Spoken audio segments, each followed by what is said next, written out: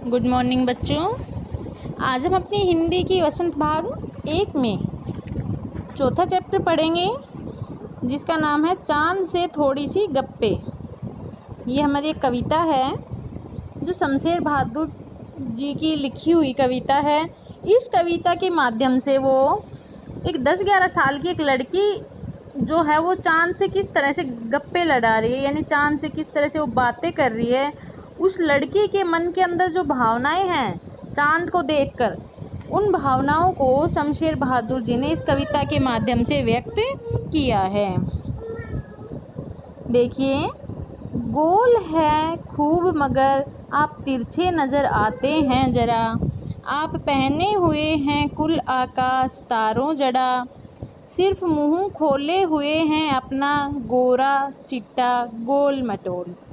क्या कह रही है वो लड़की? कह रही है चांद से कि गोल हैं खूब मगर, कि आप गोल हैं, पूरी तरह से गोल हैं, लेकिन थोड़े तिरछे नज़र आते हो, थोड़े से आप तिरछे नज़र आते हो, यानी थोड़े टेढ़े टेढ़े से नज़र आ रहे हो। आप पहने हुए हैं कुल आकाश तारों जड़ा, आपने जो पहन रखा है आकाश रूपी वस्त्र, आकाश जो है वो तारों से जड़ा हुआ है। ठीक है, तारे हैं वो इस तरह से लग रहे हैं जैसे चांद ने जो कपड़ा पहन रखा है आकाश का, उसके अंदर मोती जड़े हुए हों। इस प्रकार से उसने वस्त्र पहन रखा है, किसने? चांद ने, कि आप पहने हुए हैं कुल आकाश, पूरे आकाश को आपने पहन रखा है, यानी कि जो पूरा आकाश है वो आपका वस्त्र है जो आपने धारण कर रखा है और तारों से जड़ा हुआ है। सिर्फ मुंह खोले हुए हैं अपना, आपने सिर्फ अपना मुंह बाहर निकाल रखा है उस वस्त्र से, बाकी जो आपके सारे अंग हैं वो सारे आकाश रूपी वस्त्र के अंदर छुपे हुए हैं। सिर्फ आपने अपना मुंह बाहर निकाला हुआ है। गोरा चिट्टा गोल मटोल, आपका मुंह कैसा है? गोरा चिट्टा है, गोल मटोल है। जो मुंह आपका है वो एकदम गोरा है और बिल्कुल पूरी तरह से गोल मटोल है, और बाकी जो आपका पूरा शरीर है वो आकाश रूपी वस्त्र से ढका हुआ है। आगे देखिए, अपनी पोशाक को फैलाए हुए चारों सिमत, आप कुछ तिरछे नज़र आते हैं जाने कैसे, खूब हैं गोकी वाह जी वाह। क्या कह रहे हैं कि आपने अपनी पोशाक को चारों ओर फैला रखा है, चारों तरफ आपने अपनी पोशाक को फैला रखा है। आप कुछ तिरछे नज़र आते हैं जाने कैसे, यानी कि मुझे नहीं पता क्यों, लेकिन आप थोड़े तिरछे नज़र आते हैं। सब कहते हैं ना कि चंदा मामा गोल है, कि गोल है लेकिन फिर भी आप मेरे को तिरछे नज़र आ रहे हो। क्यों आते हैं वो तिरछे नज़र बच्चों? देखिए, हमारे एक महीने के अंदर 2 पक्ष होते हैं, कृष्ण पक्ष और शुक्ल पक्ष। ठीक है, कृष्ण पक्ष में क्या होता है बच्चों? जब पूर्णिमा आती है, पूर्णिमा के अगले दिन कृष्ण पक्ष शुरू हो जाता है और अमावस्या तक हमारा बच्चों, पूर्णिमा से स्टार्ट होके हमारी अमावस्या तक का जो समय होता है वो कृष्ण पक्ष का होता है, और अमावस्या के बाद और पूर्णिमा तक हमारा शुक्ल पक्ष का समय होता है, जिसको चांदना बोलते हैं, कि चांदनी रातें हैं। ठीक है, तो जो शुक्ल पक्ष जो हमारा होता है अमावस्या के बाद, उसके बाद अमावस्या के अगले दिन से चांद जो है वो बढ़ना शुरू कर देता है, थोड़ा सा बढ़ता है, फिर अगले दिन और थोड़ा बढ़ता है, अगले दिन और बढ़ता है, और पूर्णिमा तक वो पूरी तरह से गोल हो जाता है। और पूर्णिमा के बाद वो घटता चला जाता है, धीरे धीरे कम होता होता है, और अमावस्या को वो पूरी तरह से समाप्त हो जाता है। ठीक है, तो कह रही है कि आप कुछ तिरछे नज़र आ रहे हो।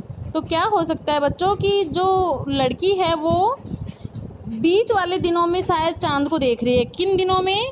यानी कि पूर्णिमा से और अमावस्या तक के जो बीच के दिन हैं, जिसमें चांद आधा या थोड़ा सा और कम या कुछ पूरे से थोड़ा आधा, इस प्रकार का उसे दिखाई दे रहा है, यानी कि अष्टमी नवमी दसवीं के दिन शायद वो चांद को देख रही है, इसलिए कह रही है कि आप कुछ तिरछे नज़र आते हो।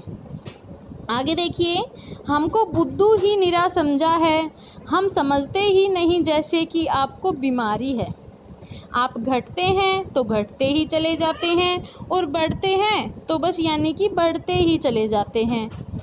क्या कह रही है लड़की कि आपने हमको बुद्धू समझ रखा है, कि आप टेढ़े नज़र आ रहे हो, तिरछे नज़र आ रहे हो, आपने तो हमको बुद्धू समझ रखा है पूरी तरह से। क्या हम समझते नहीं कि आपको बीमारी है? वो छोटी बच्ची है, वो कह रही है कि आपको शायद कोई बीमारी है, जिसके कारण से आप जब घटने लगते हो तो घटते ही चले जाते हो, और बढ़ने लगते हो तो पूरी तरह से बढ़ने ही लग जाते हो। आगे देखिए, दम नहीं लेते हैं जब तक बिल्कुल ही गोल न हो जाएं। बिल्कुल गोल, यह मर्ज़ आपका अच्छा ही नहीं होने में आता है। क्या कह रही है लड़की कि जब तक आप पूरी तरह से गोल नहीं हो जाते तब तक आप दम ही नहीं लेते हो। बिल्कुल पूरी तरह से गोल जब तक आप नहीं हो जाते तब तक आप रुकने का नाम ही नहीं लेते हो, बढ़ते जाते हो, बढ़ते जाते हो। जब तक पूरी तरह से गोल नहीं हो जाते तब तक रुकते ही नहीं हो। यह मर्ज़ आपका अच्छा ही नहीं होने में आता। मर्ज़ होता है बीमारी, कि जो आपकी बीमारी है कौन सी, घटते बढ़ते की, कि घटते हो तो घटते ही चले जाते हो और बढ़ते हो तो बढ़ते ही चले जाते हो। ये जो आपकी बीमारी है ये कभी अच्छी होने में ही नहीं आती, यानी कि हमेशा ऐसा ही चलता रहता है, कभी घटते रहते हो कभी बढ़ते रहते हो, एक जगह रुकते ही नहीं हो। तो आपकी जो ये बीमारी है ये ख़त्म होने में ही नहीं आती है। इस प्रकार से एक बच्ची के द्वारा कवि ने कि जो बच्चे होते हैं वो चाँद को देखकर किस प्रकार से उनके मन में जो भावनाएं जागृत होती हैं उनको इस कविता के अंदर उजागर किया है कवि ने। ठीक है बच्चों, आशा करती हूँ मैं आपको ये कविता समझ में आ गई होगी। एक बार दोबारा देख लेते हैं बच्चों। गोल है खूब मगर आप तिरछे नज़र आते हैं ज़रा, कि आप पूरी तरह से गोल हो लेकिन फिर भी तिरछे नज़र आ रहे हो। आप पहने हुए हैं कुल आकाश तारों जड़ा, आपने जो वस्त्र पहन रखा है वो पूरी तरह से तारों से जड़ा हुआ है, पूरा आकाश है, यानी कि जो ये पूरा आकाश है ये आपका वस्त्र है और तारों से जड़ा हुआ है। सिर्फ मुंह खोले हैं अपना गोरा चिट्टा गोल मटोला, आपने अपना मुंह है वो सिर्फ उस कपड़े से, उस वस्त्र से बाहर निकाल रखा है, बाकी जो आपके सारे अंग हैं वो उस कपड़े के अंदर ढके हुए हैं। अपना मुंह जो गोरा चिट्टा गोल मटोल मुंह है वो आपने कपड़े से बाहर निकाल रखा है। अपनी पोशाक को फैलाए हुए चारों सिमत, कि आपने अपनी पोशाक को चारों तरफ फैला रखा है पूरे अंबर में।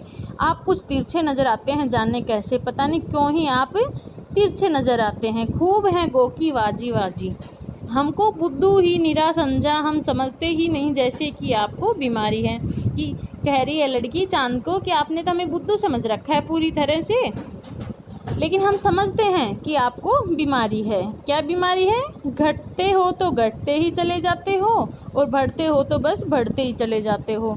कि जब आप घटने लगते हो तो घटते जाते हो, कम होते जाते हो, पूरी तरह ख़त्म हो जाते हो, और जब बढ़ने लगते हो तो बढ़ते ही चले जाते हो। दम नहीं लेते जब तक बिल्कुल ही गोल ना हो जाए, कि जब तक बिल्कुल गोल नहीं हो जाते तब तक आप रुकने का नाम ही नहीं लेते हो। यह मर्ज़ आपका अच्छा ही नहीं होने में आता। ये जो बीमारी है आपकी घटते बढ़ते रहने की, ये आपकी कभी ख़त्म होने में ही नहीं आती, हमेशा चलती ही रहती है। इस प्रकार से ये छोटी सी प्यारी सी कविता है।